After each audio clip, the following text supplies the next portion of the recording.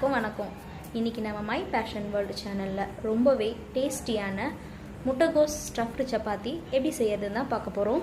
இந்த சப்பாத்தி நம்ம பிரேக்ஃபாஸ்ட்க்கு அப்படி இல்லைன்னா டின்னருக்கு செஞ்சு சாப்பிட்டோம்னா ரொம்பவே சூப்பராக இருக்கும். அப்படிப்பட்ட இந்த டேஸ்டியான சப்பாத்தி எப்படி பண்ணுறது அப்படிங்கிறத வாங்க வீடியோக்குள்ளே போய் பார்க்கலாம். சேர்த்துக்கோங்க.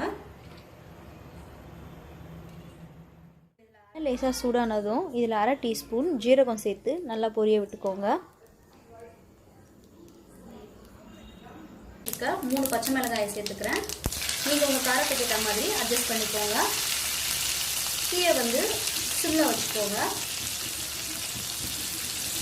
இப்போ இதில் ஒரு கொத்து கருவேப்பிலையை உருவி அதை நல்லா வாஷ் பண்ணிவிட்டு பொடியை நறுக்கி வச்சுருக்கேன். அதையும் இதில் சேர்த்துக்கிறேன். இதை நல்லா இந்த எண்ணெயிலேயே வறுத்துக்கோங்க.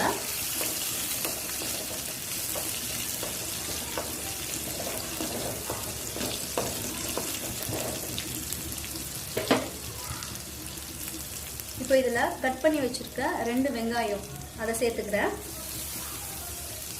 வெங்காயத்தை நல்லா பொடியாக நறுக்கி சேர்த்துக்கோங்க. அப்போ தான் சப்பாத்தியில் வச்சு நம்ம ரோல் பண்ணுறதுக்கு ஈஸியாக இருக்கும். இது ஒரு 2 நிமிஷத்துக்கு நல்லா வதக்கிக்கோங்க.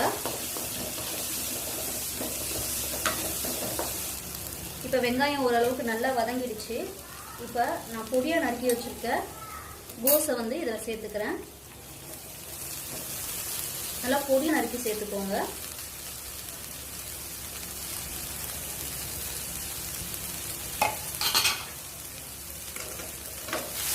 நம்ம சேர்த்துருக்க கோஸ் நல்லா சுருண்டு வரணும். அது வரைக்கும் இதை நல்லா வறுத்துக்கோங்க.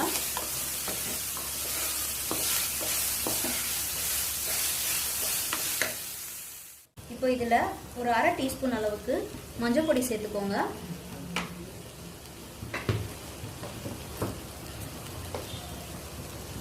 உங்கள் சுவைக்கு ஏற்ற மாதிரி கொஞ்சமாக உப்பு,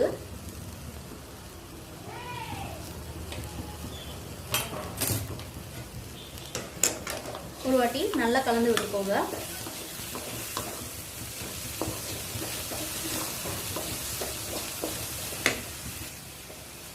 இப்படியே மீடியமில் வச்சுட்டு 4 நிமிஷம் வரைக்கும் நல்லா வதக்கிக்கிட்டிங்கன்னா நம்ம சேர்த்துருக்க கோஸ் நல்லா சுருண்டு வந்துடும். அது வரைக்கும் இதை வதக்கிக்கோங்க.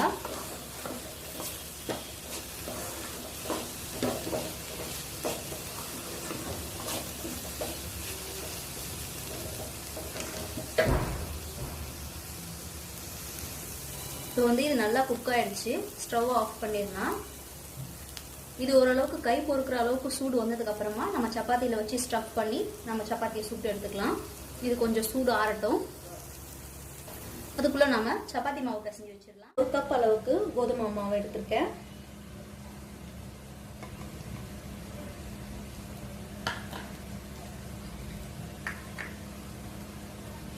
இப்போ இதில் உங்கள் சுவைக்கு ஏற்ற மாதிரி கொஞ்சமாக உப்பு சேர்த்துக்கோங்க. நான் 1/2 டீஸ்பூன் அளவுக்கு சேர்த்துக்கிறேன். கூடவே கொஞ்சமாக எண்ணெய் சேர்த்துக்கோங்க. நல்லா சாஃப்டாக வரும். இப்போ இது எல்லாத்தையும் ரஃபாக கலந்து விட்டுக்கோங்க.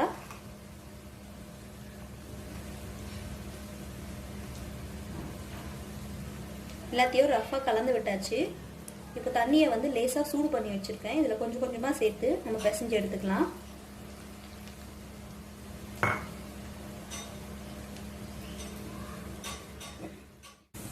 இங்கே மாவு நல்லா பிசைஞ்சு வச்சாச்சு.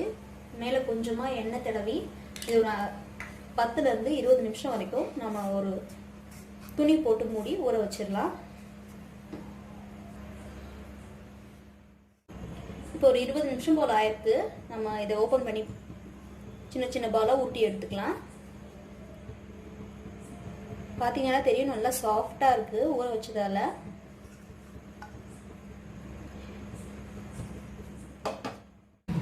இப்போ பிசைஞ்சு வச்சுருக்க இந்த மாவை ஒரு மீடியம் சைஸ்க்கு நல்லா கொஞ்சம் மாவு அதிகமாகவே எடுத்து நல்லா உருட்டிக்கோங்க. ஏன்னா நம்ம இது உள்ளே பார்த்தீங்கன்னா நம்ம ரெடி பண்ணி வச்சுருக்க அந்த கோஸ் மசாலாவை உள்ளே ஸ்டஃப் பண்ணி திரும்பவும் ரோல் பண்ணுவோம். அதனால் அளவுக்கு கொஞ்சம் அதிகமாகவே பால்ஸ் சைஸ் பண்ணிக்கோங்க.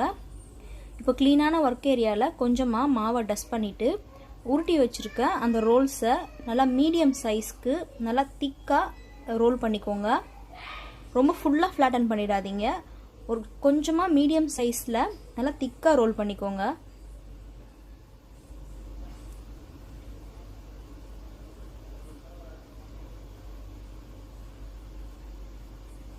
இந்த அளவில் இருந்தால் போதும். இப்போ நாம் இது உள்ள ரெடி பண்ணி வச்சுருக்க ஸ்டஃப்பை வச்சு நாம் ரோல் பண்ணிக்கலாம். இப்போ இதுக்குள்ளே இந்த ஸ்டஃப்பை வச்சிடலாம்.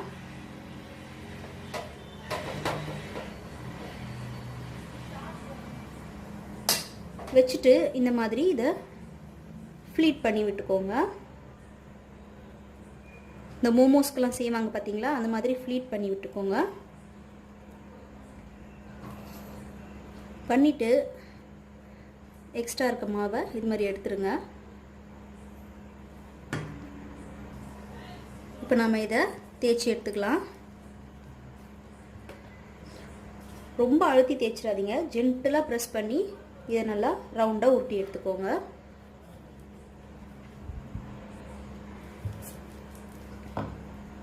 ரொம்ப அழுத்துனீங்கன்னா உள்ளே வச்ச மசாலா எல்லாம் வெளியில் வந்துடும். கொஞ்சம் தடிமனாக போட்டுக்கோங்க. இப்போ கரெக்டாக சைஸ்க்கு இருக்குது. நாம் இதை கல்லில் போட்டு சுட்டு எடுத்துக்கலாம்.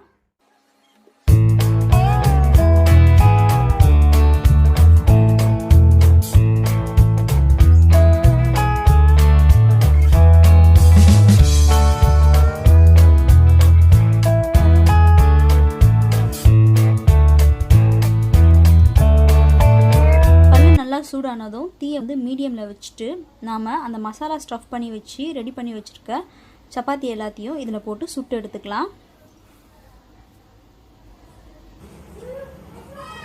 ஒரு 1 மினிட்டுக்கு வந்து இது ஒரு சைடு வெந்ததும் இதை திருப்பி போட்டுக்கலாம்.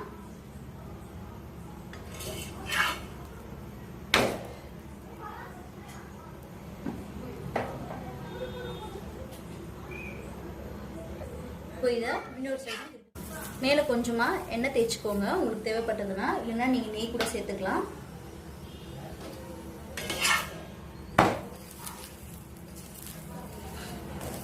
ரெண்டு பக்கமும் நல்லா ஈவனாக வெந்ததுக்கு அப்புறமா இதை நாம் எடுத்துடலாம்.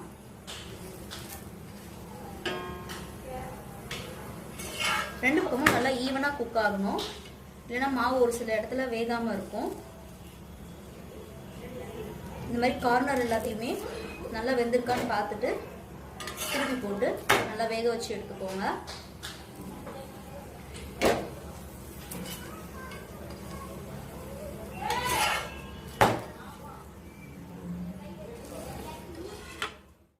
நம்மளோட மசாலா ஸ்டஃப்டு சப்பாத்தி சூப்பராக தயாராகிருக்கு.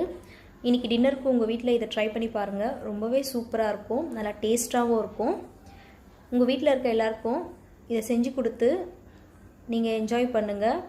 கண்டிப்பாக இந்த ரெசிபியை நீங்கள் உங்கள் வீட்டில் ட்ரை பண்ணி பார்த்துட்டு எப்படி இருக்குது அப்படிங்கிற உங்களோட சஜஷன்ஸை கமெண்ட் செக்ஷனில் சொல்லுங்கள். இந்த வீடியோ உங்களுக்கு பிடிச்சிருந்ததுன்னா லைக் பண்ணி ஷேர் பண்ணி கமெண்ட் பண்ணுங்கள். என்னோட மை பேஷன் வேர்ல்ட் சேனலை சப்ஸ்கிரைப் பண்ணிங்கன்னா நான் அடுத்தடுத்து போடக்கூடிய வீடியோஸ் எல்லாம் நீங்கள் உடனுக்குடனே பார்க்கலாம். அது வரைக்கும் நன்றி, வணக்கம்.